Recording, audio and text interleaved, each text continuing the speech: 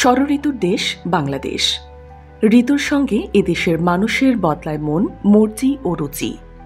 যেমন মতের সঙ্গে মিললে কাজী, না মিললেই পাঁজি। এরই এক উৎকৃষ্ট উদাহরণ হয়েছেন অভিনেত্রী আজমেরী হক বাঁধন। কিভাবে নিজেকে একাধিক দেশের গোয়েন্দা সংস্থার সদস্য হিসেবে আবিষ্কার করেছেন, তুলে ধরেছেন সেই অভিজ্ঞতা। রোববার নিজের সামাজিক যোগাযোগ মাধ্যম অ্যাকাউন্টে শেয়ার করেছেন সেই অভিজ্ঞতা। জানিয়েছেন জুলাই গণ অভ্যুত্থানের পরে ও আগের বেশ কিছু ঘটনা। বাঁধন লেখেন, 2021 সালে যখন বলিউডের একটি সিনেমা খুফিয়াতে কাজ করলাম, তখন আমি ছিলাম একজন গর্বিত র এজেন্ট। সিনেমায় সহ অভিনেতা হিসেবে ছিলেন তাবু। কিন্তু এরপরই ঘটনায় মোড় নেয় যখন আমাকে সিনেমার প্রিমিয়ারে যেতে বাধা দেওয়া হলো।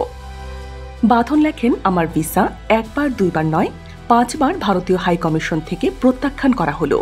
কারণ হিসেবে তারা ডাকসুর সাবেক ভিপি নুরুল হক নূরের সঙ্গে একটি ছবি দেখায় এবং এ বিষয়ে তাদের উদ্বেগের কথা জানায়। এরপর আমি আমার দেশের কিছু উচ্চপদস্থ বন্ধুর সঙ্গে বিষয়টি শেয়ার করি এবং 1 মাসের সিঙ্গেল এন্ট্রি ভিসা পাই। খবর পাই আমার সেই সিনেমার কোনো অভিনেতা এই ভিসা বিপত্তির জন্য দায়ী। এর ফলে বলিউড ও কলকাতার একাধিক সুযোগ হাতছাড়া হয়েছে বলেও জানান বাঁধন। এরপর বাঁধন কথা বলেন জুলাই অভ্যুত্থান প্রসঙ্গে।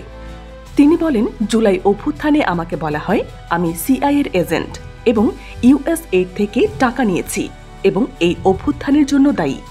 এরপর বলা হয় আমি জামাত কর্মী, কারণ আমি আমার প্রোফাইলে একজন জামাত নেতার ছবি শেয়ার করেছি।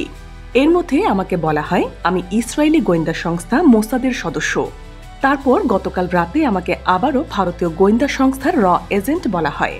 এখানেই শেষ নয়, বাঁধন জানান তার এক কাছের বন্ধু, যিনি বর্তমান সরকারে আছেন, তিনি বলেছেন টাকা খাইছো।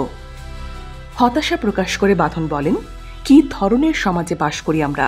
এখানে কেউ দেশকে ভালোবাসে না এবং মনে করে কেউই দেশকে ভালোবাসে না।